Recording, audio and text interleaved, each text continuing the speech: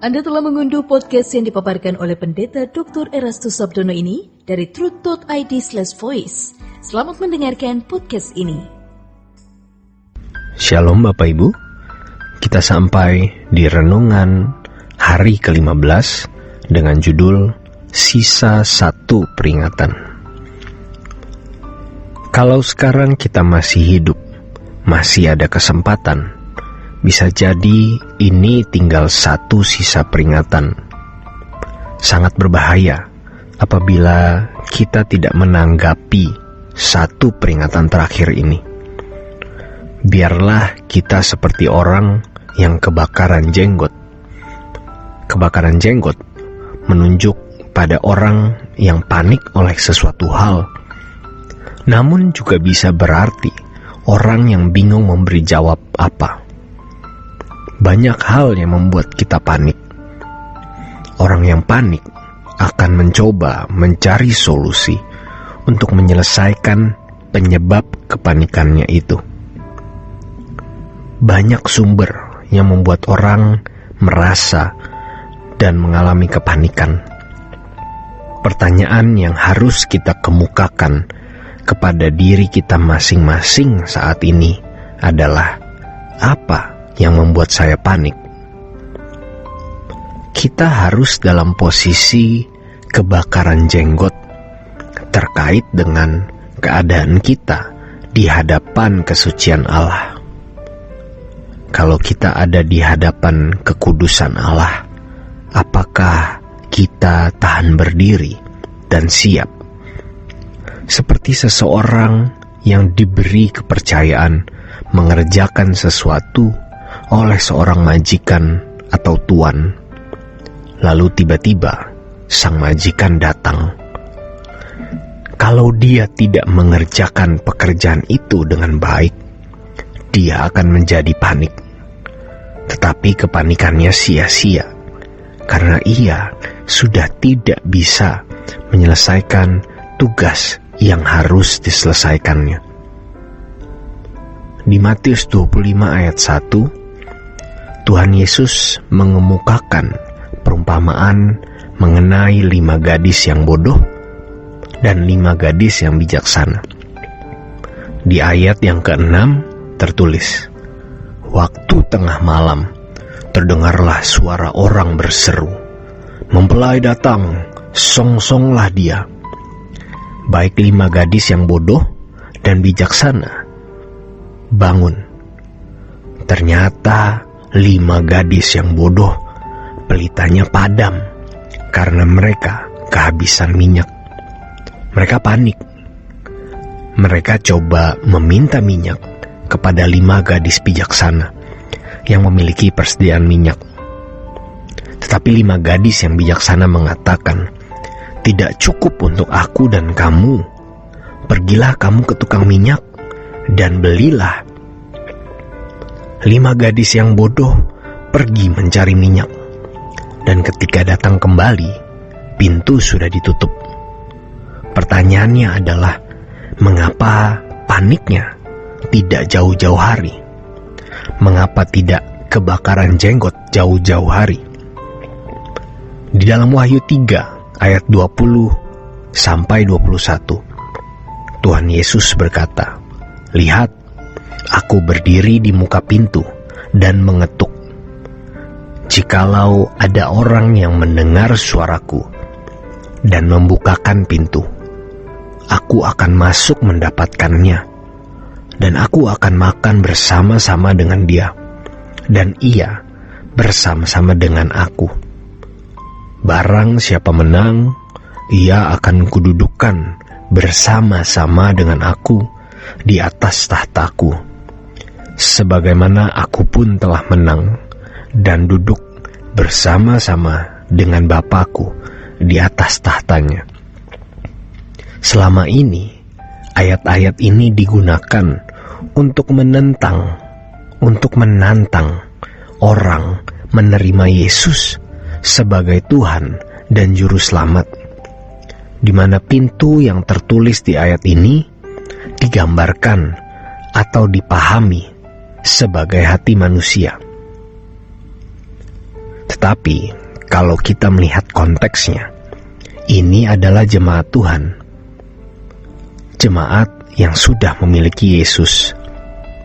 Jemaat terakhir yang menerima surat dari Yesus. Ini bisa menunjuk jemaat akhir zaman. Pintu yang diketuk itu bukanlah pintu hati. Ini bukan bicara mengenai orang Kristen baru yang belum menerima Yesus. Ini jemaat Tuhan yang suam-suam. Jemaat yang tidak siap menyambut kedatangan Tuhan. Pintu yang diketuk itu maksudnya adalah pintu dunia ini. Maka Tuhan Yesus berkata, "Aku akan masuk mendapatkannya, dan aku akan makan bersama-sama dengan dia, dan ia bersama-sama dengan aku." Di ayat-ayat Alkitab, kita menemukan kalimat bahwa kita akan makan dan minum bersama-sama Tuhan. Jadi, pintu yang dimaksud itu adalah pintu dunia. Dalam kehidupan ini, Tuhan berbicara kepada kita masing-masing melalui peristiwa-peristiwa yang terjadi. Peristiwa-peristiwa yang terjadi menjadi alat di dalam tangan Tuhan untuk berbicara kepada kita, menasehati kita agar kita dewasa, kita sempurna, dan layak menjadi anak-anak Allah yang dimuliakan bersama Yesus. Atau kalau kita mengacu pada Wahyu 3 tadi, supaya kita bisa menang dan didudukkan di tahta bersama Tuhan Yesus, kita harus memiliki kepekaan dan kita harus bertanya kepada Roh Kudus, apa maksud Allah mengizinkan peristiwa-peristiwa itu terjadi dalam hidup kita? Jadi kalau kita menghadapi masalah, yang kita persoalkan bukan mengapa hal ini terjadi dengan mencari penyebab, dengan mencari kambing hitam yang bisa dipersalahkan. Tetapi kita bertanya, apa yang Tuhan mau garap dalam hidupku? Apa yang Tuhan mau ubah dalam hidupku melalui persoalan ini? Kita harus benar-benar menemukan maksud Tuhan melalui peristiwa-peristiwa tersebut, supaya kita memperoleh dampak positif untuk hidup kekal kita. Karena pasti orientasi Allah mengizinkan peristiwa-peristiwa itu terjadi agar kita serupa dengan Yesus. Roma 8 ayat 28-29 berkata, Allah bekerja dalam segala sesuatu untuk mendatangkan kebaikan bagi orang yang mengasihi Dia, agar serupa dengan Yesus. Yesus adalah model dari manusia yang Allah kehendaki. Allah mau memurnikan kita melalui berbagai masalah dan mempersiapkan kita untuk menjadi anggota keluarga kerajaan Allah. Jadi jangan mencari kambing hitam, jangan mempermasalahkan siapa-siapa. Persoalan bukanlah isyarat kekalahan. Persoalan hidup adalah isyarat kemenangan jika kita merespon masalah itu dengan baik. Roh Kudus pasti menolong. Ada 1001 masalah yang kita hadapi, tetapi temukan masalah-masalah tersebut di dalam hidup kita. Temukan maksud Tuhan di balik masalah-masalah itu. Tidak ada kemenangan tanpa persoalan. Justru kemenangan bisa kita peroleh ketika kita dimasukkan dalam pergumulan. Kita tidak bisa menang terhadap perasaan egois, perasaan mau menang sendiri, kecenderungan benci dan dendam kepada orang, kalau kita tidak menghadapi masalah saat kita disakiti. Tetapi masalah itu ternyata mau memberikan kita hadiah yang namanya kemenangan. Jadi, mari kita bersyukur dengan masalah-masalah itu. Karena masalah-masalah itu merupakan cara Tuhan untuk memberikan kita piala kemenangan. Kalau sekarang kita masih hidup, masih ada kesempatan.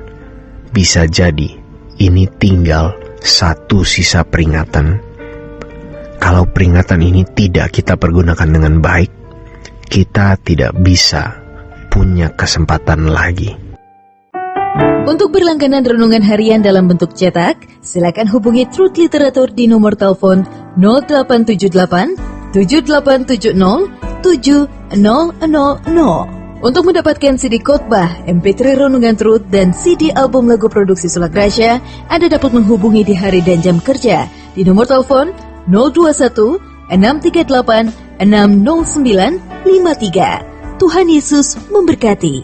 Sulak Rasya.